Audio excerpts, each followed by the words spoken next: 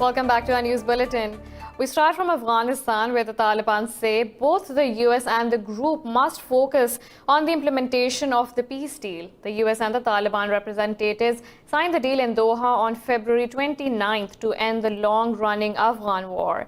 In a statement, the Taliban said the clinical implementation of the deal is necessary to resolve issues between the two sides. They said the most important aspect of the deal is the time frame, and any delay by either party will cause complications. Meanwhile, Defense Secretary Mark Esper said the US has begun withdrawing troops from Afghanistan. The agreement says that we would reduce down to 8,600 within 135 days, if I recall correctly, and that drawdown would begin in the first 10 days. But, my instructions to the commander was, let's get moving. Let's show our full faith and effort to do that. As you know, I've said on many occasions that I'm comfortable we can still conduct all the missions we need to conduct at 8,600. So. For more on this, we are joined by Hamdullah Hamdard, the political analyst from Kabul, Afghanistan. Thank you for joining us. Now, Mr. Hamdard, in a recent statement, the Taliban said the clinical implementation of the Doha deal is necessary to make it successful. Earlier, Taliban said they will not participate in the intra-Afghan talks until their prisoners are released under the deal.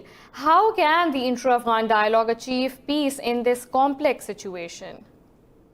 I believe that Taliban's deal with the US will be implementable and it will be practical only if they first agree to talk with the Islamic Republic of Afghanistan.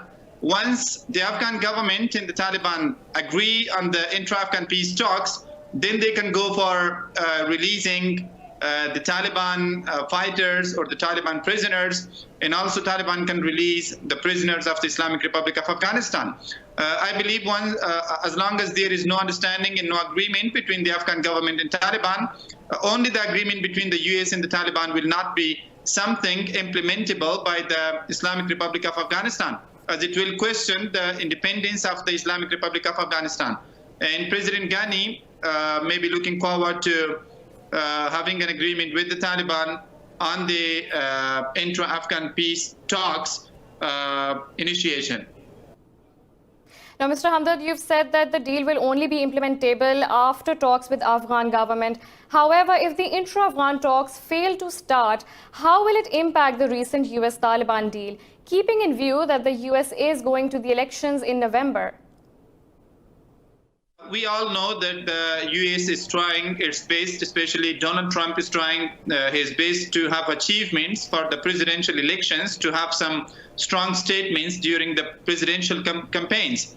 However, the peace deal will be able to go forward or to be implemented between the US and Taliban and also the Afghan government only when the Afghan government, the Taliban, agree to start the intra-Afghan peace talks. However, if the Taliban deny to start the intra-Afghan peace talks with the Islamic Republic of Afghanistan, I believe it will not be implementable, and then it will also have adverse effects on the US presidential campaigns for the Donald Trump. And therefore, I believe that Taliban should show some flexibility, and they should start the intra-Afghan peace talks. They should agree to talk with the Islamic Republic of Afghanistan and should not avoid it or should not reject talking with the Islamic Republic of Afghanistan. The conditions that they have set out in the MOU or Memorandum of Understanding that they have signed with Zalmay Khalilzad, that is something that is questioning the independence of the Afghan government. If the Afghan government have agreed with Zalmay Khalilzad and with Taliban to put this statement or to put this condition or article in that Memorandum of Understanding, then it's okay, I guess, if there is a pre-understanding or agreement of the Afghan government. Otherwise, something that is decided or agreed upon between Zalmay Khalilzad and the Taliban, that is something that is implementable by both of them, but Afghan government will not be, they are not responsible for implementing that. If the agreement is sought before, then it will work, and I guess they will proceed with the agreement implementation, and Donald Trump will also have an achievement for his presidential campaigns, and he can make some strong statements there. to get more votes for bringing peace back to Afghanistan and for starting the return of the international troops, especially the American troops, back to their countries. We were in conversation with Kabul-based political analyst Hamdullah Hamdard talking about the US-Taliban peace deal and what to expect in the future. Thank you for your time. Now, in another story, Iran has condemned organized violence against Muslims in India. In a tweet, Foreign Minister Jawad Zarif said, the Indian government should not let senseless hooliganism prevail in the country. At least 47 people have been killed in clashes during protests over the citizenship law in New Delhi. Most of the dead and injured were Muslims, with thousands fleeing their homes in fear. The main opposition Congress party has demanded Home Minister Amit Shah's resignation. Shah controls the city's police force, which have been accused of aiding Hindu mobs in the clashes. But police have denied the allegations. Authorities are yet to provide an official account of what sparked the violence. A former member of the ruling BJP says the recent communal clashes in New Delhi have affected India's global image. In an interview, Sundhira Kulkarni blamed the ruling party's followers for orchestrating riots in the capital. Kulkarni said BJP did not expect sustained and peaceful protests against the citizenship law. He said, out of frustration, party followers incited violence that have battered India's image in many Muslim countries. Kulkarni said reconciliation between India and Pakistan is necessary for peace and progress. At least 46 people have been killed in clashes during protests over the citizenship law in New Delhi. After deadly riots in the Indian capital of New Delhi, Muslims are facing an economic boycott from Hindus.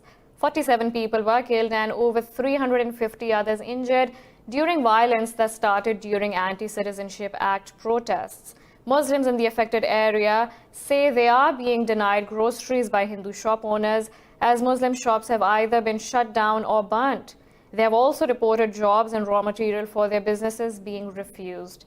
The fear in other parts of Delhi has led many youngsters to hide their identity by leaving their hijabs and skull caps at home.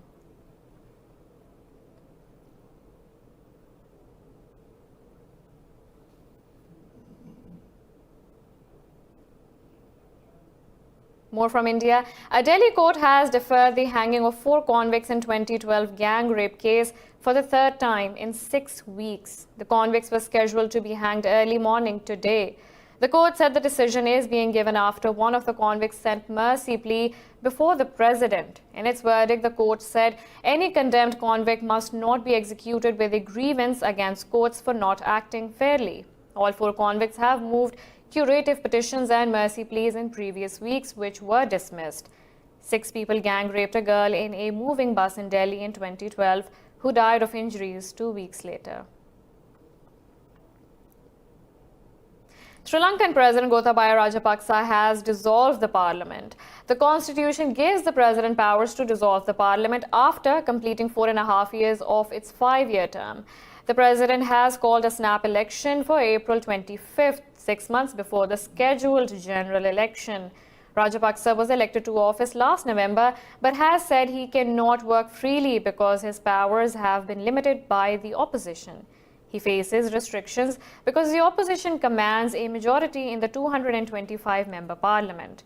The Election Commission says the new parliament will meet on May 14th.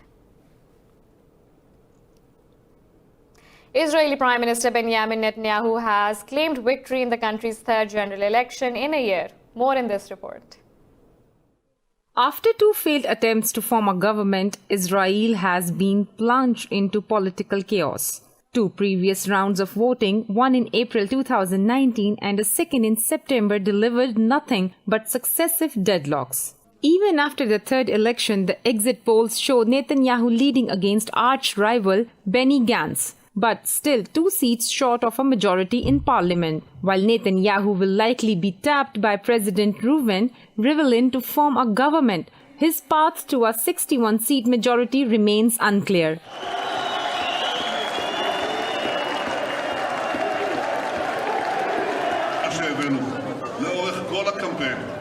We went through a few difficult election rounds, and it is time to stop these election rounds and to form a government in Israel.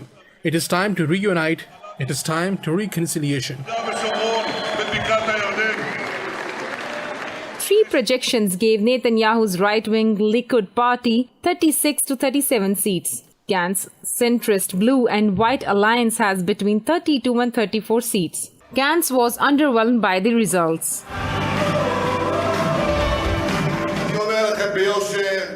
I understand and share the feeling of disappointment and pain because it is not the result we wanted. If this will be the result, it is not the result that will put Israel back on the right track.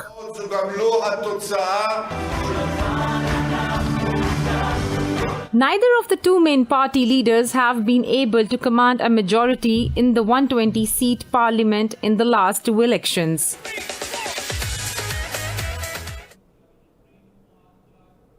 We have a lot more coming up right after this short break, so stay tuned.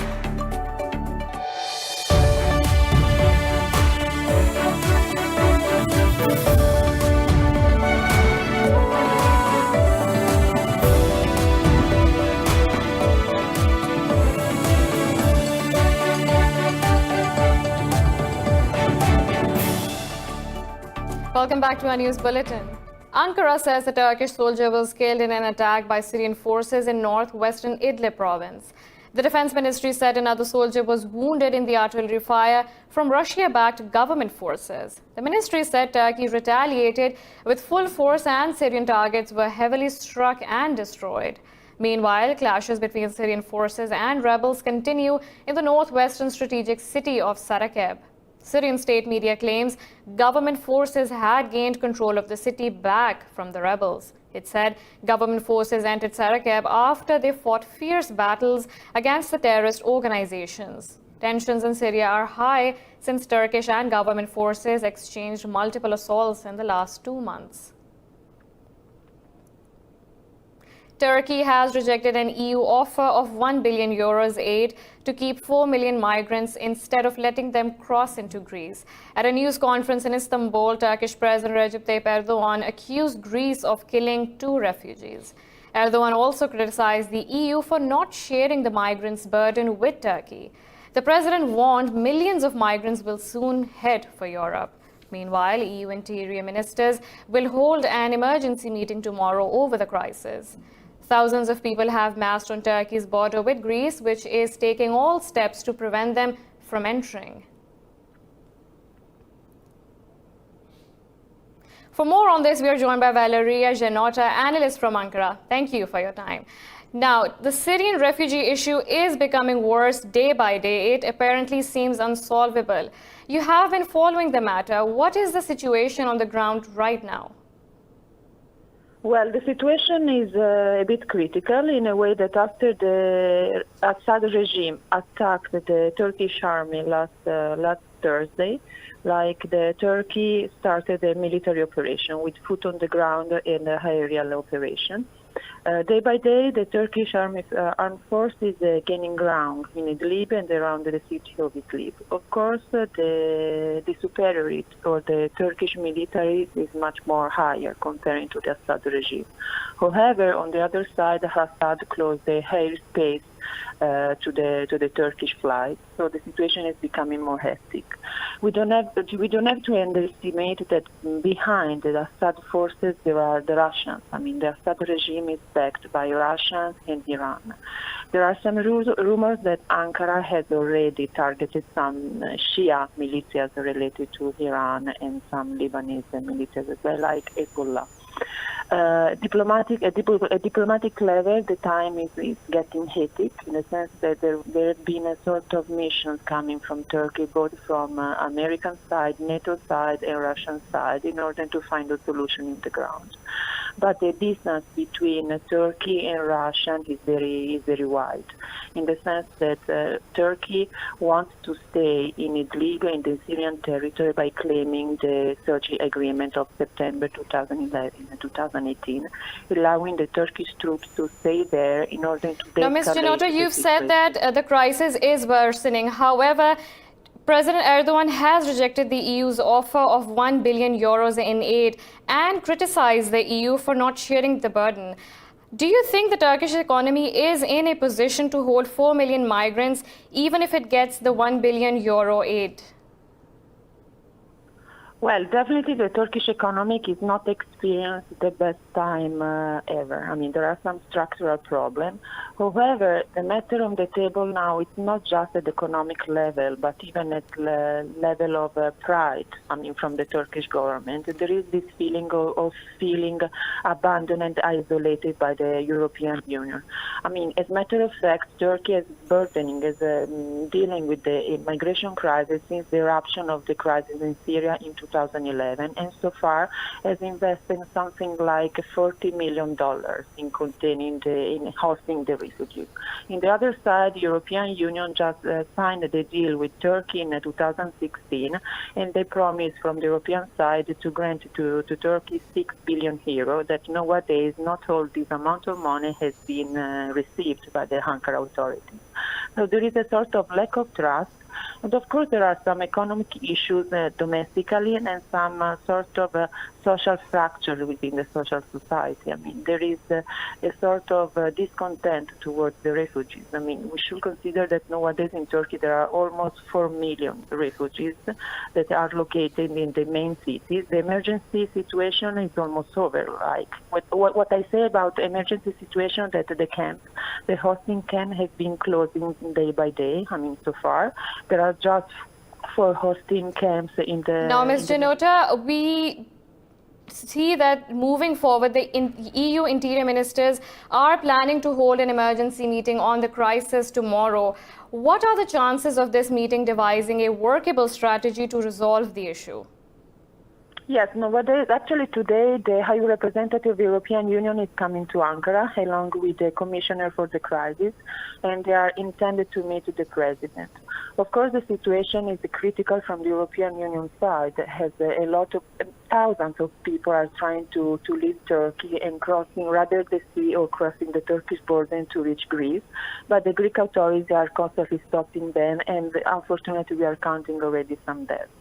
So the stake on the table is very important and it's very critical. On the other side, in order to solve the situation in Idlib, on the next Thursday, President Erdogan will go directly to Moscow to talk with President Putin in order to find a solution. And there are high expectations that, again, a diplomatic solution will set on the table. So the situation is still a bit fluid and a bit hectic, but there are rooms to think that a sort of negotiation, a sort of solution will be found very soon. That was Valeria Janota, analyst from Ankara. Thank you for joining us. Now, in the US, the death toll from the new coronavirus stands at 6, while the disease has killed over 3,100 people worldwide. More than 89,000 people have been infected by the virus in 60 countries. This report has more. China has recorded its lowest number of new infections in the past 24 hours, but the number of cases elsewhere has been increasing. The virus has already infected nearly 5,000 people in South Korea and over 2,000 in Italy. Nearly 1,000 have been infected in Japan against a background of a growing number of deaths, while the US is now faced with a new challenge. Unfortunately, we are now starting to find more cases in Washington state that appear to have been acquired locally, and we know the virus is spreading in some communities here in Washington. We currently have 18 positive cases in Washington state. King County has 14 cases, including 5 deaths. Snohomish County has 4 cases. The European Centre for Disease Prevention and Control has leveled up the risk of the new coronavirus from moderate to high for people in Europe. Saudi Arabia, Jordan and Tunisia have reported their first coronavirus cases, while the death toll in Iran has crossed 60. Meanwhile, Australia has announced it will use a biosecurity law to restrict movement of people to contain the epidemic. This can pertain also obviously to individuals, so it's again potential under the Biosecurity Act that you could have the prevention of movement from persons in and out of particular places, and they would be powers that would attach to an individual rather than necessarily the place itself. So, Pakistan has confirmed its 5th coronavirus case, while Senegal has become the 2nd country in sub-Saharan Africa to confirm the presence of the virus.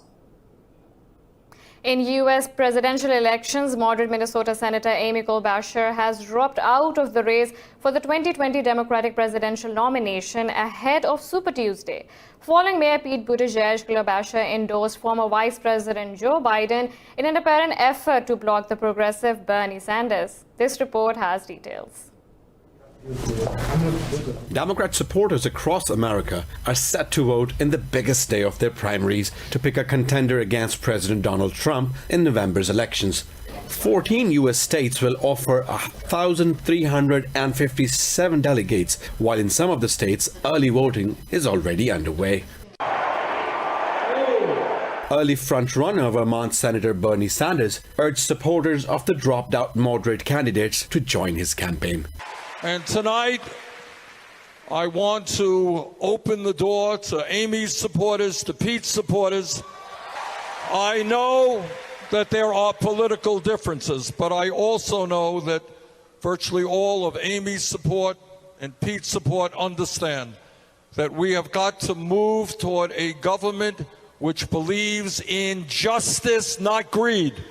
So to all of Amy and Pete's millions of supporters, the door is open. Come on in. After a morale-boosting landslide victory in South Carolina and a double endorsement, Biden believes he has a better chance on Super Tuesday. You know, just a few days ago, the pundits declared my campaign dead. But then along came South Carolina. And South Carolina had something to say about it. As I stand here today, because of the minority communities, I am very much alive because of you. So now, tomorrow, Texas is going to speak. The Democratic field that featured more than 24 candidates has now shrunk to just 5 as the choice for primary voters becomes even clearer.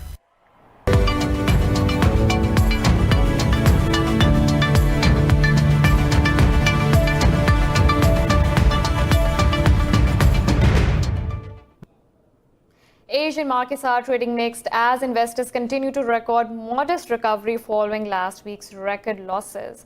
Seoul's Kospi is trading over 1% higher. Nikkei 225 is trading nearly 1% lower amid fears over a global economic slowdown. Shanghai Composite is trading 0.75% higher despite record slump in manufacturing activity. Hong Kong's Hang Seng has gained a fraction. Meanwhile, international benchmark Brent crude oil has gained nearly 1.5% following record losses in last week.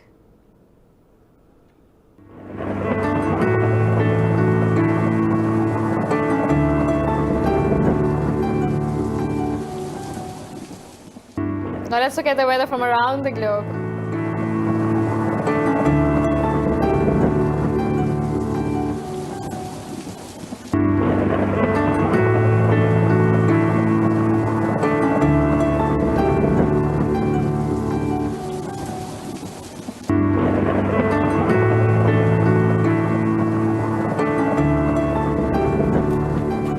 This is all for now. For the latest updates, you can follow us on social media at indus.news.